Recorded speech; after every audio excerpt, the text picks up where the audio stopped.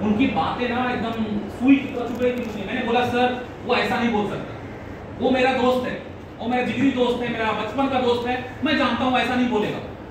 तो मेरे अपलाइन ने बोला तेरी क्लास खत्म हुई, तुझे अभी और ट्रेनिंग करने की जरूरत है। हेलो, मेरे अपलाइन ने कहा तुम्हें अभी और ट्रेनिंग करने की जरूरत है। मैंने बोला सर गलती हो गई, आप ही बता दो ना कि वो तो ऐसा क्यों बोलेगा। तो मेरे अपलाइन ने क्लियर किया कि वो, मैंने बोला सर वो इतना अच्छा काम को मना कैसे कर सकता है, यहाँ पर इतने सारे लोग कामयाब है और जब वो लोग कामयाब है तो हम भी बन सकते हैं। तो मेरे अपलाइन ने बहुत चीजें क्लियर की। मेरे अपलाइन ने मुझे बताया कि रोहित एक बात बता, मान ले कि तू इस ग्लेज में नहीं है, तुम एक आम इंसान हो और यदि तुमसे तुम्हारी लाइफ में ग्लेज आई नहीं है, तुम नहीं जानते हो अमीरी क्या होती है, अगर तुमसे मैं पूछता हूं कि तुम्हारे हिसाब से दुनिया का सबसे अच्छा काम कौन सा है, तो क्या बोलते हो? और ईमानदारी से जवाब चाहिए। तो मैंने बोला सर मेरे ख्याल से मैंने कहा एक डॉक्टर का काम, जो इंसानों की पूरी उम्र इंसान की सेवा करता है, उसकी जान बचाता है, डॉक्टर का काम। तो आप मेरे अपलाइन ने बोला वेरी गुड, मैं इसी ऐसे ही जवाब का उम्मीद कर रहा था। और बताओ, तो मैंने बताया मुझे आईएएस अच्छे लगते हैं, आईएएस ऑफिसर, उनकी पद, उनका पावरफुल लाइफ, आईएएस आईपीएस, हमारे देश की आर्म फोर्सेस। तो मेरे अपलाइन ने बोला वेरी गुड, बहुत अच्छा जवाब दिया। अब मुझे एक बात बता दोगे कि अगर दुनिया का सबसे अच्छा काम आईएएस आईपीएस बनना है, सबसे अच्छा काम डॉक्टर बनना है, आर्म फोर्सेस में जाना है, तो हमारे देश की 130 करोड़ आबादी है, तो हमारे 130 करोड़ लोग डॉक्टर क्यों नहीं बन जा रहे, या सब के सब इंजीनियर क्यों नहीं बन जा रहे, क्योंकि सबसे अच्छा काम तो वही है। तो मेरे अपलाइन ने क्लियर किया कि जिस प्रकार, ठीक उसी प्रकार हर लोग डॉक्टर नहीं बनता, हर लोग इंजीनियर नहीं बनता, हर लोग मिलिट्री में नहीं जाते, उसी प्रकार हर लोग डायरेक्ट सेलिंग नहीं करेंगे। कुछ लोग आज करेंगे, कुछ लोग 5 साल बाद करेंगे, कुछ लोग 10 साल बाद करेंगे, और कुछ लोग जीवन भर पछताते रहेंगे। काश मैंने कर लिया होगा, मेरे पास भी ये अवसर आया था, काश मैं उस चीज को पकड़ लेता, ऐसे भी लोग मिले। तो मैंने कुछ चीजों को समझा। मेरे अपलाइन ने मुझे बताया कि रोहित अब तू समझ चुका है कि तुझे ऐसे लोग मिलेंगे जो तेरी चीजों को समझेंगे नहीं, लेकिन तुझे बस एक ही काम करना है, सो द प्लान। तुझे लोगों को प्लान दिखाते रहना है, प्लान बताते रहना है लोगों को। तुझे वो लोग भी मिलेंगे जो तेरी तरह रहेंगे, जो तुझे तेरा काम पसंद आएगा, तेरे साथ जुड़ेंगे, और उसके बाद तेरा समय मल्टीप्लाई होना स्टार्ट होगा। धीरे धीरे तू आगे बढ़ेगा, एक टाइम आएगा नेटवर्क तेरी बहुत बड़ी हो जाएगी। उसके लिए तुझे एक लिस्ट बनानी है, तुझे उन लोगों का नाम लिखना है, उनका मोबाइल नंबर, जैसे आप फॉर्मेट अब लिस्ट बनाते हो। तो मैंने एक लिस्ट बनाई जिसमें मैंने सबका नाम लिखा। उसके बाद मैंने अप्रोच करना स्टार्ट किया, बिजनेस शेयर करना लोगों को स्टार्ट किया, और ठीक मेरे अपलाइन ने जो बताया था वही हुआ। जब मैं लोगों को बिजनेस शेयर करना स्टार्ट किया तो लोग मुझे ऐसे ऐसे मिलने स्टार्ट हुए कि जो मेरे साथ इस बिजनेस को शुरू नहीं किए, और मुझे नहीं पता कि स्टार्टिंग से मेरे साथ यही होगा। मुझे अच्छे से याद है कि जो सबसे फर्स्ट टाइम जो मैंने अपने 3 दोस्तों को एक बिजनेस प्लान दिखाया था, अपने 3 एकदम क्लोज फ्रेंड को, जब वो बिजनेस प्लान देखने के लिए आए, सेमिनार में गए, उस दिन मैं बहुत खुश था यार। उस दिन मैं खुश था कि 4 सेल करने से पीढ़ी बनते हैं। 3 लोग मेरे आए हुए, 3 दोस्त मेरे आए हुए हैं, 1 सेल और करूंगा मैं पीढ़ी बन जाऊंगा। मैं बहुत खुश था। मेरे वो तीनों दोस्त गए बिजनेस प्लान देखने के लिए। बिजनेस प्लान देखकर वो बाहर आते, मैंने उनसे पूछा कैसा लगा हमारा काम, है ना जबरदस्त, शानदार, एकदम हम चारों दोस्त मिलकर काम करेंगे, कि खूब सारा पैसा कमाएंगे। अब वो तीनों दोस्त मुझे एकदम ऐसा ध्यान से मुझे देख रहा है। मैं बोला भाई क्या हो गया, क्या तुझे हमारा काम अच्छा नहीं लगा? एकदम कुछ भी नहीं बोल रहे, एकदम चुपचाप, बस एकदम बिना पलक गिराए मुझे वो देख रहे। बहुत देर बाद उनमें से मेरे एक दोस्त ने कहा, उनके कुछ सवाल, एकदम स्टार्ट सवाल से। अब उनके सवाल ऐसे थे जिस सवाल का जवाब रोहित उनको नहीं दे पाया। उसके सवाल ऐसे थे कि उस सवाल का जवाब आप में से कोई नहीं दे सकते, आप छोड़ दो। उसके सवाल ऐसे थे कि वो दुनिया का कोई भी इंसान उस सवाल का जवाब नहीं दे सकता। अब आपको लगेगा यार दुनिया में कोई इंसान नहीं जवाब दे सकता, ऐसा कौन सा सवाल है? आप इंसान भी छोड़ दो, अगर वो सवाल अगर वो ऊपर वाले से पूछे ना, भगवान से, वो भी सोच में पड़ जाए कि सवाल का क्या जवाब हो सकता है। अब आपको लगेगा ये कौन सा सवाल है? आप सुनना चाहोगे? Yes sir. उसका सवाल था लेकिन, किंतु, परंतु, ऐसे वैसे तैसे। तो मैं जुड़ गया, मेरे साथ लोग नहीं जुड़े तो, मेरे से प्रोडक्ट नहीं बिका तो, टीम नहीं बनी तो, कंपनी भाग गई तो, तू मेरा साथ नहीं दिया तो का क्या जवाब है यार? आपके पास है तो का जवाब? 4th माले पे बैठे हो, ये बिल्डिंग गिर गई तो क्या जवाब है? तो का कोई जवाब नहीं। छत गिर गई तो का कोई जवाब है ही नहीं। ऐसे इंसान को साक्षात भगवान दर्शन दे भी दे, जो कि देंगे नहीं, कलयुग चल रहा है, लेकिन मान लो दे दिया भगवान ने, खुश होकर के चलो इसको मैं दर्शन देता हूं, और ऐसे ये इंसान भगवान को ही पूछता है, हे ईश्वर तूने कितनी सुंदर धरती बनाई, लेकिन ये दुनिया एक दिन प्रलय हो गया तो, बाढ़ आ गई तो, भूकंप आ गया तो का क्या जवाब हो सकता है? भगवान भी सोच पड़ जाएंगे ये कहां, ये कैसा इंसान है, तो का क्या जवाब हो सकता है? यार तो से अगर इतना डर लगता है तो अपनी रोड पे चलना बंद कर दो। कहीं रोड पे चल रहे होगे और कोई गाड़ी उड़ा दिया तो खतरा तो वहां पे भी है। आप कितना भी किनारे चलो, आप किनारे चल रहे हो, लेकिन पीछे से जो गाड़ी आ रही है हो सकता है ब्रेक फेल हो जाए, स्टीयरिंग फेल हो जाए, आप उड़ाते हुए निकल जाए, तो करोगे ना, जी नहीं पाओगे फिर। यार तो से इतना डर लगता है, तो आज के डेट में ना हम सब लोग अपने घर में ना एकदम लाइसेंस वाला बम रखते हैं। कौन सा बम पता है? गैस सिलेंडर एकदम गवर्नमेंट लाइसेंस के साथ देती है। वो तो धमाका होता है ना भाई, वो फटता है ना तो पूरी घर का वो धज्जे उड़ा देता है। लेकिन हम लोग हर घर में रखते हैं कि नहीं रखते? क्या कभी हमने ऐसा सोचा है कि गैस फट गया तो मैं तो लकड़ी पे खाना बनाऊंगा या बनाऊंगी? नहीं, आप फिर भी रखते हो, क्योंकि आप तो से वहां नहीं करते। लेकिन आपकी लाइफ बदलने वाला काम मिल रहा है तो आप कह रहे हैं ऐसा हो गया तो, वो हो गया तो, काम नहीं चला तो, प्रोडक्ट नहीं बिका तो, मेरे साथ लोग नहीं जुड़ा तो। यार तो से अब चिंता करोगे तो करते रहोगे, अब आगे नहीं बढ़ पाओगे। तो से इतना डर लगता है तो तबीयत खराब हो तो डॉक्टर के पास जाना बंद कर दो। कहीं डॉक्टर के पास जाओगे तबीयत खराब होने पे और डॉक्टर आपको इंजेक्शन देगा और वो सुई अंदर ही रह गई, तो क्या तो का जवाब है? यार ऐसे 1000 आपको तो का मैं कह सकता हूं कि तो करोगे तो आप परेशान रहोगे लाइफ।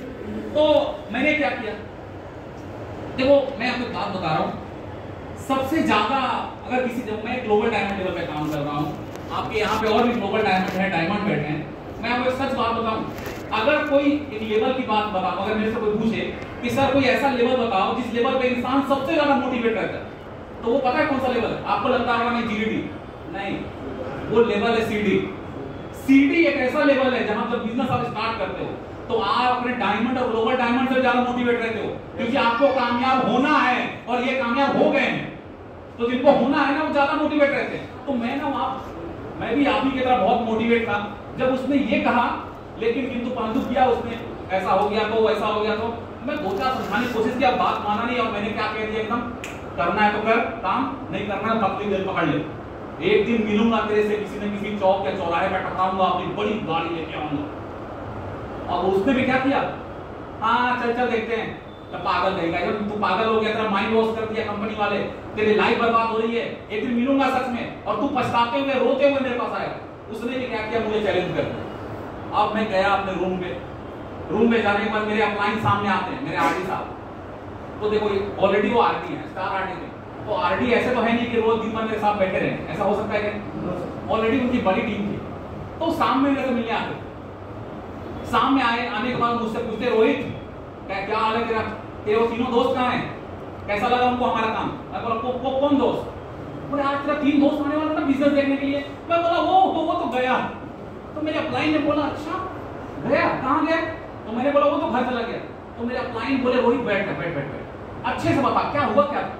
मैंने बोला सर देखो, मैं उसको बुलाया, इनवाइट किया, मैं उसको प्रेजेंटेशन जाना हो रहा था, बिजनेस चल रहा था, मैं उनको अंदर लेकर गया, बिजनेस देखने के बाद मैं बाहर निकला, जैसा आपने बताया था क्लोजिंग करना, मैंने क्लोजिंग किया, मैं पूछा कैसा लगा काम, तो मेरे अपलाइन ने कहा वेरी गुड, तूने यहाँ तक सब अच्छा किया, आगे बता क्या हुआ? तो मैंने बताया कि सर उसने बोला कि अलग अलग अजीब सा सवाल पूछ रहा था, तो मेरे अपलाइन ने बोला वेरी गुड, तूने क्या किया? मैंने बोला सर मैंने बोल दिया करना है तो कर, नहीं करना है तो निकल ले। तो मेरे अपलाइन ने कहा वेरी गुड, क्या बात है, तेरा लिस्ट कहाँ है? तो मैंने बोला ये लिस्ट है। मेरे अपलाइन ने लिस्ट दिया, अपने जेब में डाला, और मेरे अपलाइन ने बोला तू अभी और ट्रेनिंग अटेंड कर, तुझे अभी और सीखने की जरूरत है। मैंने बोला अभी क्या मैंने गलती कर दिया? तो मेरे अपलाइन ने बोला तुझे क्या बताया था कि कभी भी तेरे गेस्ट कोई आता है तो तूने उसको क्या करना है, माहौल देना है, तुझे उसको मेरे से मिलवाना है। मैं बोला अरे तो मैं भूल ही गया था। मैं बोला सर जाने दो ना, कोई फर्क नहीं पड़ता, कल मेरा एक और गेस्ट आ गया। तो मैंने मतलब अपने वो जो फेस था सीढ़ी लेवल का, इतना मोटिवेट था मैंने बहुत गलतियां की।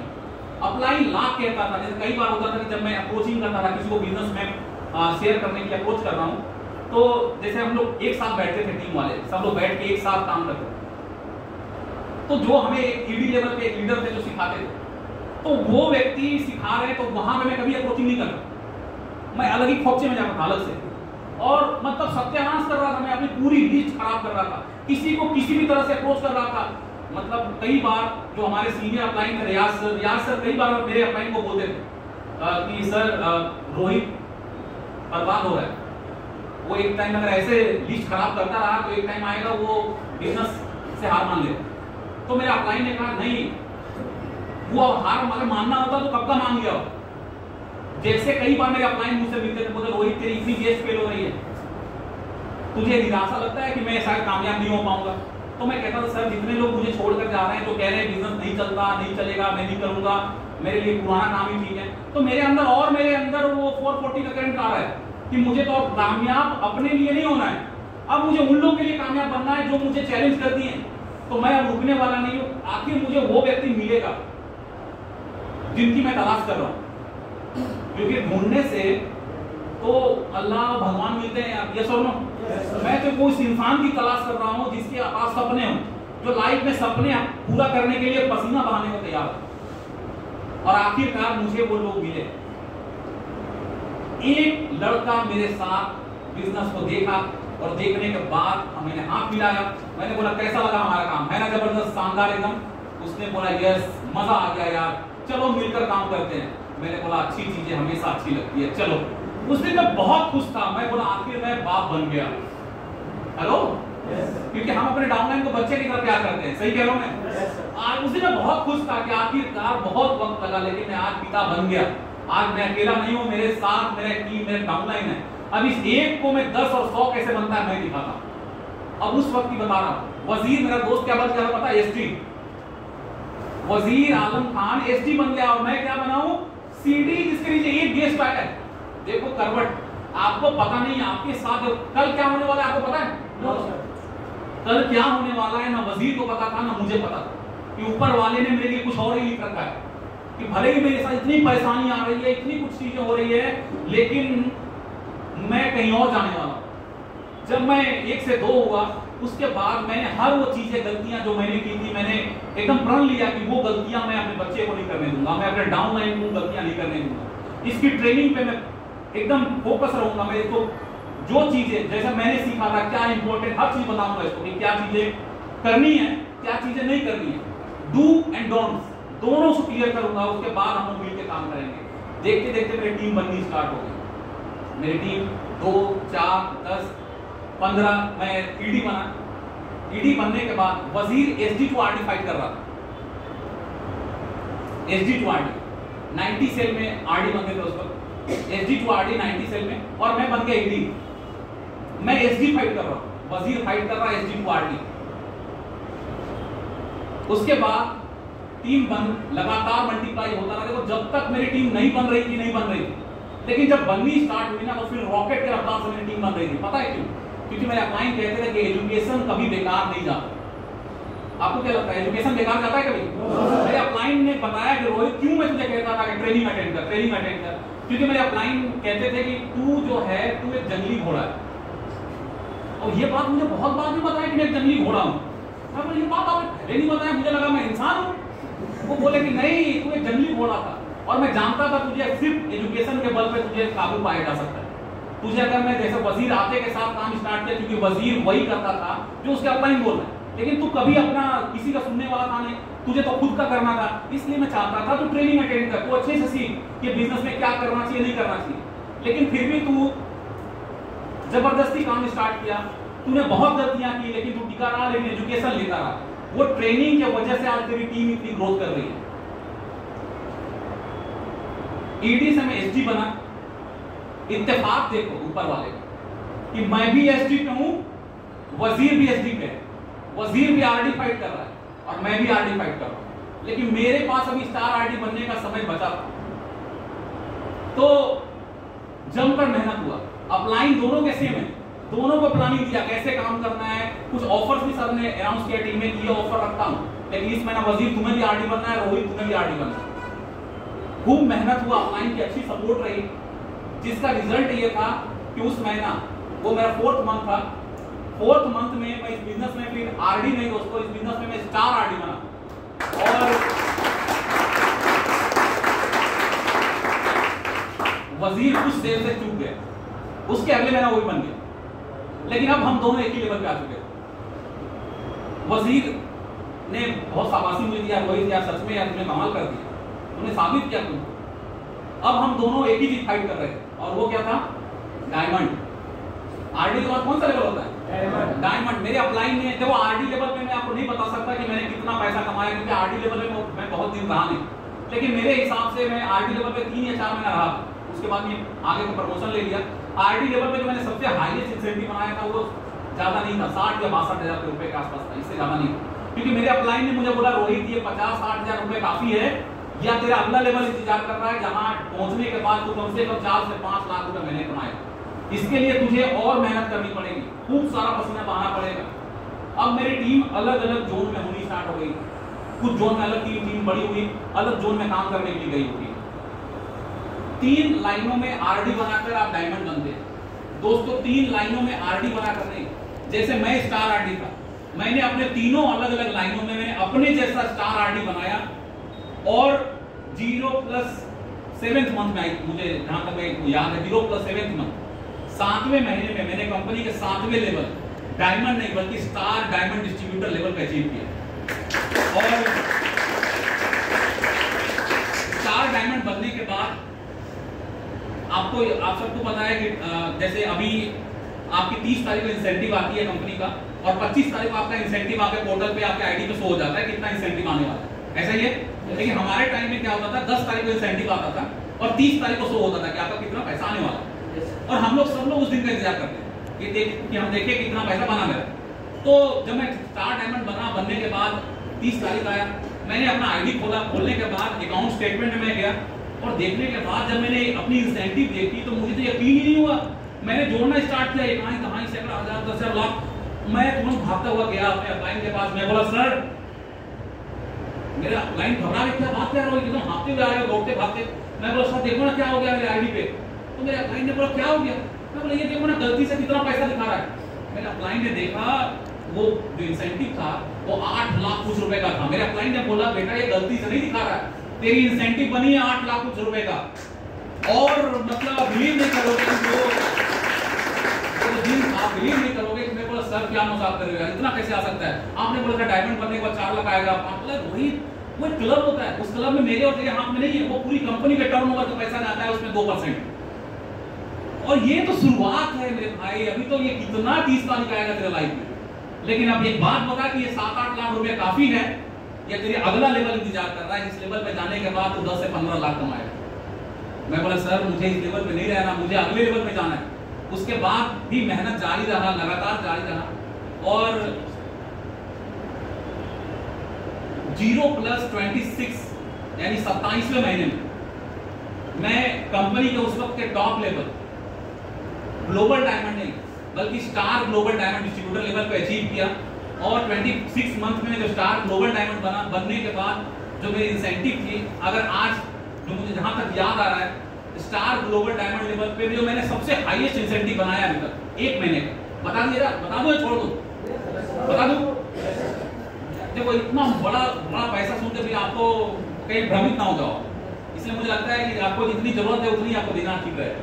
या बता दो, हजम कर लोगे ना? yes, मैंने जो अपने ग्लोबल डायमंड के प्रेजेंट वाले लेवल की बता रहा हूँ, इस प्रेजेंट लेवल पे जो मैंने सबसे हाईएस्ट इंसेंटिव अभी तक बनाया है 1 महीने का, वो जो सबसे हाईएस्ट इंसेंटिव 1 महीने का अभी तक मेरा बना है वो है 24 लाख कुछ रुपए का इंसेंटिव आया था, 1 मंथ इंसेंटिव।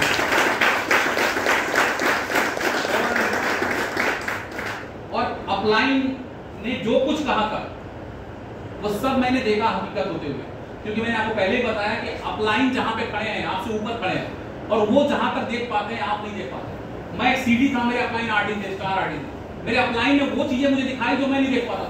मेरे अपलाइन ने मुझे बताया रोहित होने का तो ये भी हो सकता है कि एक टाइम ऐसा आएगा जब तू पूरे ग्लेस कंपनी में पूरे भारत में सबसे ज्यादा पैसा तू कमाएगा। और मैंने इस चीज को भी हकीकत देखा। मुझे अच्छे से याद है कि एक एनिवर्सरी कंपनी का, पता नहीं वो एनिवर्सरी कब था, आज से 5 साल पहले या 6 साल पहले, एक एनिवर्सरी हुआ था दिल्ली में जिसमें हरभजन सिंह क्रिकेटर आए थे याद है आप लोगों को? और सांसद जो है बीजेपी के मनोज तिवारी जी आए हुए थे, शिपूजी भारद्वाज आए हुए थे। उस फंक्शन में लोगों को इंसेंटिव दिया जा रहा था, तो बारी बारी से लोगों को बुलाया जा रहा था कि इस साल का जो लोगों ने टॉप अर्नर है प्लेस का, कोई आए 90 लाख, कोई 1 करोड़। सबसे आखिरी में बारी आई कि दोस्तों अब इंतजार की घड़ियां खत्म हुई, अब उस शख्स को स्टेज पे आने का समय है जिन्होंने पूरे साल सबसे ज्यादा पैसा कमाया ग्लेज में। और जब वहां नाम अनाउंस हुआ कि उस शख्स का नाम है, बहुत कम उम्र के लड़के हैं वो, और उनका नाम है मिस्टर रोहित शर्मा। अरे बाबा, मैं एकदम यकीन नहीं हो रहा था कि अपलाइन ने कहा था कि वो दिन आएगा रोहित जब पूरी कंपनी में सबसे बड़ा इंसेंटिव तेरा बन रहा था। मैंने वो दिन भी देखा जब स्टेज पे सबसे हाईएस्ट अर्नर का अवार्ड मैंने लिया। मैंने वो दिन भी देखा कि अपलाइन ने कहा था कि रोहित, होने को ये भी हो सकता है कि एक दिन तू मैगजीन में आएगा, लोग तुझे पढ़ेंगे। दोस्तों, मैं सिर्फ मैगजीन में नहीं आया, बल्कि मैगजीन के फ्रंट पेज पे मैं आया था। याद है आप में से किसी को? मैगजीन के फ्रंट पेज पे, मैगजीन के फ्रंट पेज पे आया था और उसमें एक लाइन लिखा हुआ था मेरे बड़े फोटो के नीचे, कामयाबी जो एक मिसाल बन गई, और नीचे नाम लिखा था रोहित शर्मा। आपने पढ़ा है कभी उसको? yes, sir। वो एक ऐसी मैगजीन थी जो सबसे कम समय में सोल्ड आउट हो गई कंपनी में, सबसे कम समय में पूरा मैगजीन बिक गया। मैंने अपनी उस मैगजीन को संभाल कर रखा है एक पीस अपने घर पे, क्योंकि वो मुझे बहुत नई पुरानी यादों को ताजा करता है। तो ये तो रही जर्नी। और मैं आपको ये बता दूं, भले आपको लग रहा हो कि यार ये तो बड़ा आसान रहा, लेकिन ये सफर आसान नहीं था। आपको टिकना पड़ेगा, उन लोगों को झेलना पड़ेगा, क्योंकि आपके साथ कभी भी ऐसा नहीं होने वाला कि आप, हाँ हो सकता है कि किसी को लॉ ऑफ पॉसिबिलिटीज है, लॉ ऑफ एवरेज है कि किसी को कम रिजेक्शन झेलना पड़ता है और किसी को ज्यादा झेलना पड़ता है। हो सकता है कि आप किसी को बिजनेस में अप्रोच कर रहे हो, किसी को बुला रहे हो और आके कैसा ज्वाइन कर रहे हो सकता है, लेकिन आपको उसके लिए तैयार रहना चाहिए कि अगर आप कोई ना बोल दे तो आपको घबराना नहीं है। आप ये जान लेना कि ये वो व्यक्ति नहीं है जिसकी तलाश में कर रहा था। आज मुझे बात आप बताओ कि आज 11 साल मेरे इस बिजनेस में बीत गया। क्या बहुत सारे दोस्त मैंने नहीं इस बिजनेस ज्वाइन किए थे कि ऐसा हो गया तो टीम नहीं बनी, तो कंपनी भाग गई, तो भाई कंपनी तो नहीं भागी, लेकिन वो जरूर भाग गया। आज आपको बात बताओ, 11 साल मेरा बीता, तो क्या मेरे उन दोस्तों का 11 साल बीता होगा कि नहीं बीता होगा? उनका भी बीता। लेकिन आप विश्वास करोगे, आज भी मेरे वो दोस्त वैसे घिसी पिटी लाइफ जी रहे, आज भी वही लाइफ जी रहे। लेकिन आज रोहित शर्मा की लाइफ बदल गई। रोहित शर्मा जो कभी मिट्टी के घर में रहता था, आज इस बिजनेस का दिन है, इस ग्लेस का दिन है कि रोहित शर्मा अपने 3.5 करोड़ के बंगला में रहता है। ये ग्लेस का दिन है,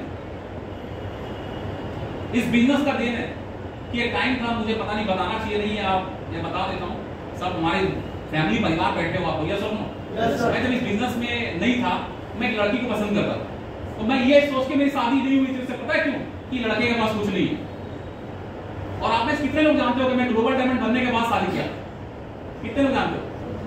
यस, बहुत लोगों को पता है। जब मैं ग्लोबल डायमंड बन गया, लड़की के पिता को पता चला कि अरे यार रोहित की लाइफ ही बदल रही है, वो तो महीने का 20-20 लाख कमाता है।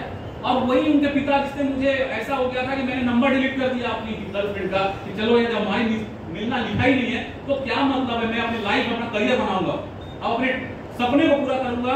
और जिस वजह से मैं आज लोग ये कह रहे हैं कि गरीब है, मेरी बेटी क्या खुश रहेगी उस घर में। और मेरा मानना है उसके पिता सही कि कोई भी पिता ये नहीं चाहेगा कि मेरी बेटी ऐसे घर में जाए जहां पर उसको दुख हो। क्या कोई बाप चाहेगा?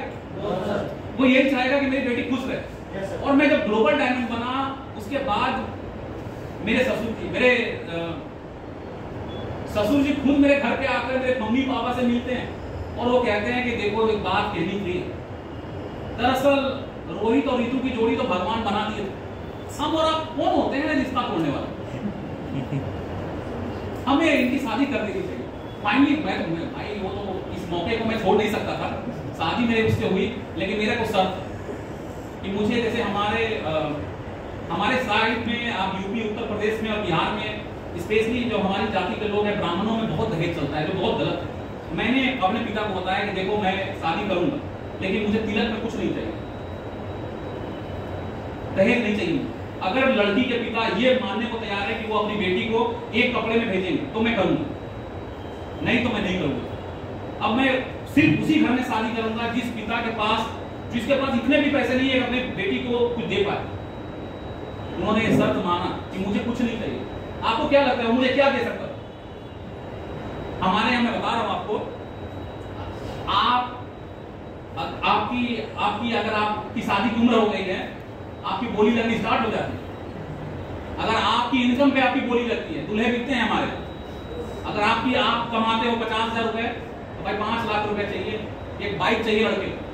अगर आप कमाते हो लाख रुपए, 10 लाख रुपए चाहिए और एक 4 व्हीलर चाहिए। जोड़ लो आप, ऐसे बढ़ते जाओ। 2 लाख कमाते हो, 3 लाख कमाते हो। तो अब मैं था 20 लाख वाला, क्या मांगता मैं उससे और क्या वो दे पाता क्या? तो मैंने सोचा कि मांगना ही क्यों।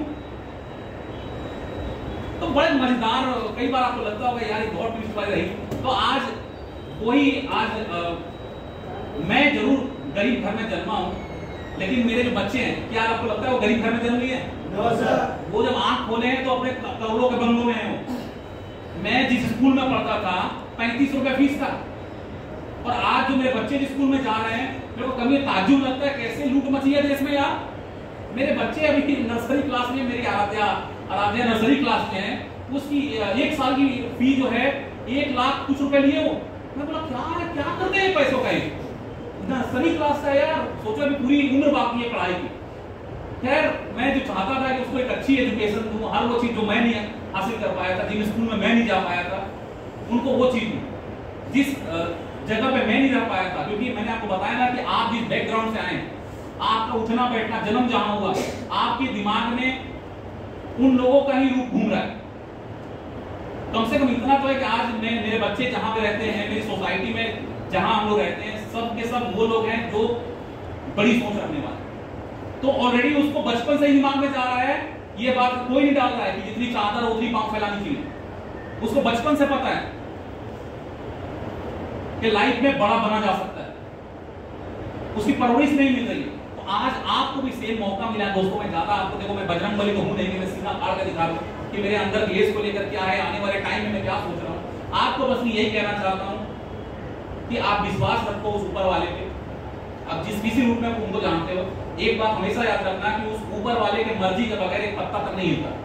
अगर आप मानते हो तो, अगर ऊपर वाले को मानते हो तो याद रखना है उनकी मर्जी के बगैर हवा भी नहीं, हवा भी चल रहा तो उनकी मर्जी से। कौन जाने कि अगर 1 मिनट के लिए उसने बोल दिया रुक जा, पूरी दुनिया खत्म। यस और नो? उनकी मर्जी के बगैर कुछ नहीं होता। अगर आज आप यहाँ आए हो, दुनिया में न जाने कितनी इंडस्ट्री है, कितनी कंपनियां हैं, आप ऐसा क्यों सोचते हो इत्तेफाक है कि मुझे ग्लेस मिला? नहीं। अगर मैं आज से 11 साल पहले ये सोचता कि और भी बहुत काम है, उसी प्रकार एक ग्लेस का काम है, नहीं, मैंने ये सोच के, मैंने बताया ना, डिसीजन लेने वाले, ऊपर वाला मौका सबको देता है लेकिन डिसीजन नहीं ले पाते। अगर वो, मैं इतना जानता हूं कि अगर वो मुझे कोई रास्ता दिखा